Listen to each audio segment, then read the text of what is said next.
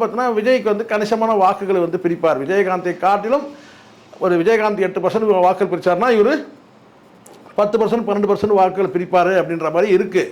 ஆனால் அதை தாண்டி சில கணிப்புகள்லாம் வந்து ஒரு பொய்யான கணிப்புகள்லாம் கட்ட விடப்படும் போது ஒரு 20% வாக்கு வாங்கிடுவார், 15% வாங்கிடுவார் அப்படிலாம் சொல்லும்போது இங்கே ஒரு 4 முனைன்றது வந்து பார்த்தீங்கன்னா முன்பை காட்டிலும் வந்து கடுமையாக இருக்குது, வலிமையாக இருக்குது.